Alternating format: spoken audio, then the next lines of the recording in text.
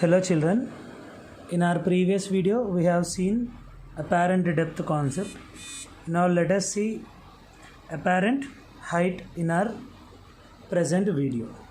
So as usual, like in apparent depth, in apparent height also we will see about the object and observer.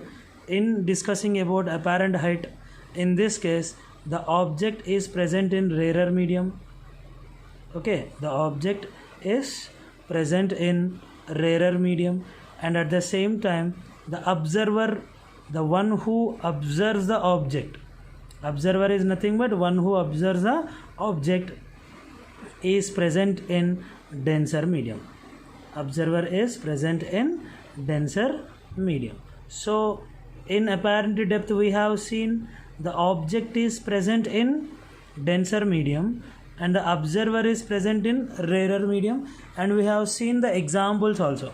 But in the case of apparent height discussion, the object is present in rarer medium and observer is present in denser medium. So for this example we can see normally a bird hunting a fish. A bird hunting a fish. So a bird sees the fish like in the case of apparent depth, but the fish observes the bird in the case of a apparent height.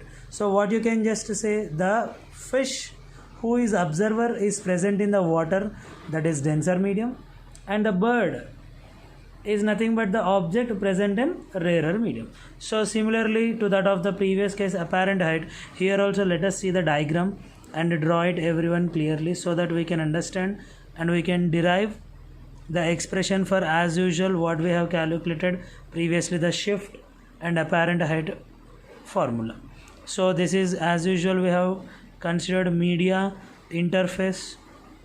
This is your media interface, the boundary separating the two different media, the boundary separating the two different media. So as usual, this is our rarer medium, this is our rarer medium, and here it is our denser medium. This one we are calculating or assuming this as your denser medium. Now what I have considered at the starting only, we have written a point that object is present in rarer medium, observer is present in denser medium. So let us draw the normal, the reference line to measure the angles made with. So therefore angle of incidence and angle of refraction. So this is your normal line, and observe object is in rarer medium. So let me say this is your object present. Okay, as usual this is your object present over here, and drawing a reference line where the observer sees the object clearly in this line only. So now a light ray coming from the object, light ray is coming from the object incident at this position like this, and as we know that when light enters from rarer to denser, instead moving in its original path, the light ray will deviate towards the normal, like this. So therefore here is our observer, So the observer is present in denser medium and the object is present in rarer medium. So therefore, as we know from the property of a light ray, light travels in straight line. So assuming this is coming very straight, assuming the light ray is coming straight, so therefore you can say that the observer will have a view of the object such that the object is present at this position. And now you can see here the object is initially here, and for the observer in the denser medium is seeing the object in this position, at this position he is seeing. So therefore as usual, like in previous case, this is the shift of the object, this is your shift in the object x, and this is your original height, and as a result the position of the object has been changed. So therefore this whole thing from the media interface is your apparent height. This is your apparent height. So now we have got came through some half of this. Now let us see the angles made. See, this angle made with incident ray with the normal is considered as angle of incidence I. Angle of incidence I. So therefore this angle will be angle of refraction R. And yesterday we have seen, right, vertically opposite angles. So if this is R and this is also going to be R. This is also going to be R. And now let us construct the right angle triangles like previously we have done in apparent depth. So dropping the perpendicular onto the normal here, this is one right angle triangle, and here this is another right angle triangle. So like in the previous example, let us don't get confused with the labeling. So this is A, consider this one as A, let us consider this as A, and consider this one as B, and so let us denote this one as C and denote this as D. So now we have came through all right angle triangles completely over here. So the next part is applying Snell's law here. So apply Snell's law. Applying Snell's law, we get, okay, so as already we have considered this is rarer and this is denser, so let the refractive index be mu R and this one refractive index be mu D. So this is rarer medium and this is your denser medium. So now in this case, applying the Snell's law, from where the light is coming, initially it is coming from rarer medium entering into denser medium. So therefore we can consider the Snell's law as mu rarer into sin I is equals to mu denser into sin R. So like yesterday we have seen the refractive index of the medium and its corresponding angle present in that medium is equal to refractive index of that medium and corresponding angle present in that medium. So the products we have taken, that is your Snell's law. And we already have seen for smaller angles. For smaller angles we have seen that sin theta is equals to theta and tan theta is equals to theta. So therefore we would like to replace the sin I by tan I and sin R by tan R. Therefore we get mu R sin I is equals to mu D sin R is being replaced as like this: mu R tan I is equals to mu D tan R.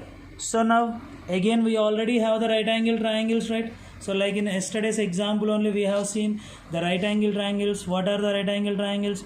BOC and BO-D. So we have two right angle triangles here. So what are those right angle triangles?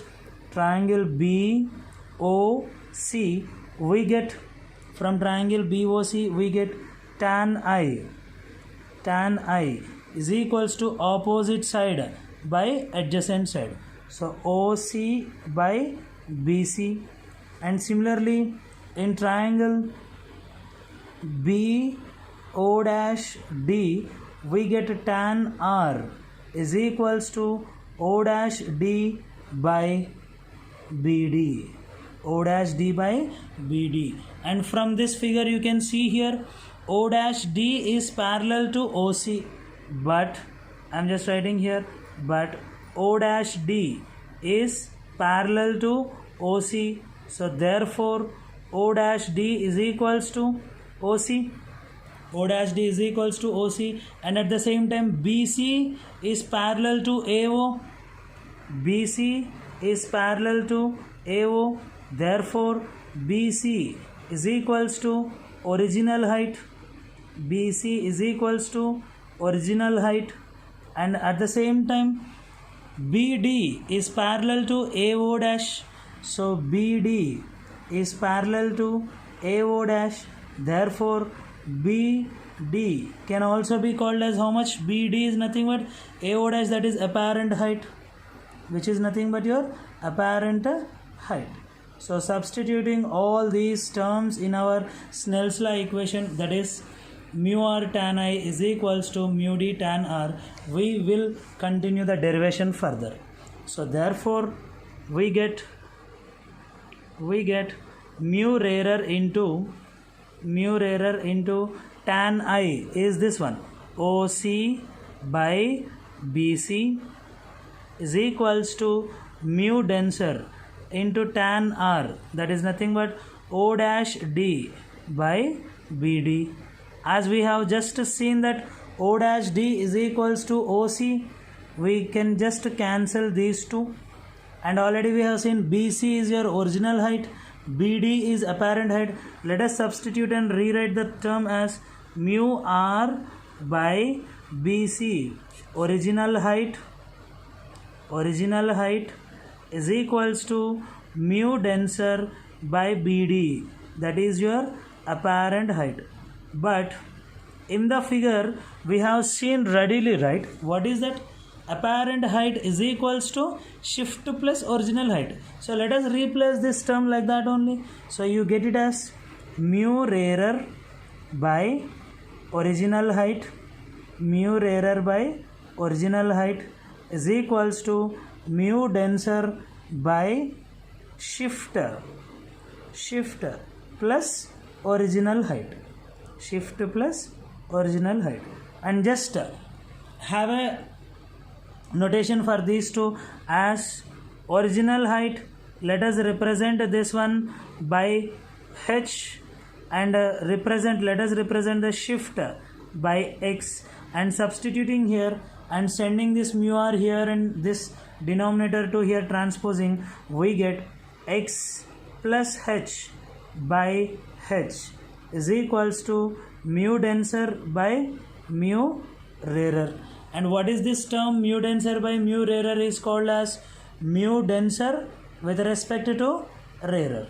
And separating the denominator, we get x by h plus 1 is equals to mu denser with respect to rarer, because h by h get cancelled, will get 1 only. Sending this 1 to the other side, we get x by h is equals to mu denser with respect to rarer minus 1.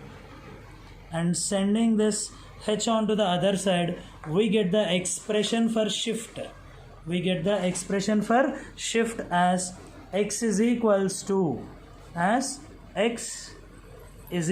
to h into mu denser with respect to rarer minus 1. This is the expression for shift in the object position when viewed from a denser medium, such that the object is in rarer medium. Now you can ask me, sir, if the rarer medium is air, what you can ask me that if rarer medium is air, then already we know the refractive index of air is readily 1. So therefore this term, mu denser with respect to rarer will be given by mu denser only. Substituting this one in the formula, we get shift x is equals to original height h into mu denser minus 1. So just substituting the refractive index of denser medium is enough here in this formula to find the shift, such that when the rarer medium is air. So now let us write the expression for apparent height. As we have seen through the derivation, apparent height is equals to shift plus original height, and we got the shift as h into mu denser minus 1 plus h, just multiplying internally with the bracket. So h into mu denser minus h plus h. So both get cancelled. Then the expression for apparent height of the image or the shift in the object totally is given by h into mu denser, where mu d is nothing but the refractive index of the denser medium. So thus we have seen apparent depth as well as apparent height. And in our next video we will see the total shift in the image and the total apparent depth of the image when there are multiple layers of different mediums. Thank you, children.